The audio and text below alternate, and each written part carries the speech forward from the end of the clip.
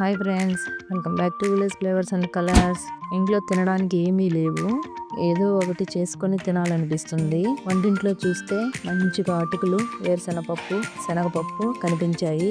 ఇంకంతే, మంచిగా మిక్చర్ చేసుకొని తిందామా అన్నారు పిల్లలు. మీరు వెళ్ళి సన్నగా ఆనియన్, టమాటా, కొత్తిమీర, కరివేపాకు కట్ చేయండి అని చెప్పాను. వాళ్ళు మాత్రం ఆ పని మీద ఉన్నారు. నేను గ్యాస్ వెలిగించి కడాయి పెట్టి అందులో కొంచెం ఆయిల్ వేసి, ఆయిల్ వేడయ్యాక కరివేపాకు వేశాను. కరివేపాకు వేగిపోయింది. ఇందులో 2 కప్పులు అటుకులు వేసి వేయించాను. అటుకులు వేగాక పల్లీలు వేయించినవి 1 కప్పు వేసుకున్నాను. మీరు కూడా ముందుగా వేయించి పెట్టుకోండి. నా దగ్గర వేయించిన పల్లీలు ఉన్నాయి, అందుకని అవి వేశాను. శనగపప్పు వేశాను. దోరగా వేయించి చిటికెడు పసుపు, కారం, కొద్దిగా రుచికి సరిపడా సాల్ట్ వేసుకొని బాగా కలుపుకొని ఒక ప్లేట్ లో వేసుకొని మా పిల్లలు రెడీగా ఉన్నారు. కట్ చేసిన ఆనియన్, టమాటా, కరివేపాకు, కొత్తిమీర మిక్చర్ లో వేశారు. బాగా కలిపి లాస్ట్ లో నిమ్మకాయ కూడా రెడీ చేసుకొని పెట్టుకొని ఉన్నారు. ఇందులో ఫైనల్ గా నిమ్మరసం వేసుకొని శుభ్రంగా తిన్నారు. మీకు కూడా తినాలనిపిస్తుంది కదా. ఈ సింపుల్ రెసిపీ, ఈ మిక్చర్ ని చేసుకోండి. ఎలాగో అన్ని ఇంట్లో ఉండే వస్తువులే కదా. ఈ మిక్చర్ మీకు నచ్చితే ట్రై చేయండి. ఎలా ఉందో కామెంట్ చేయండి.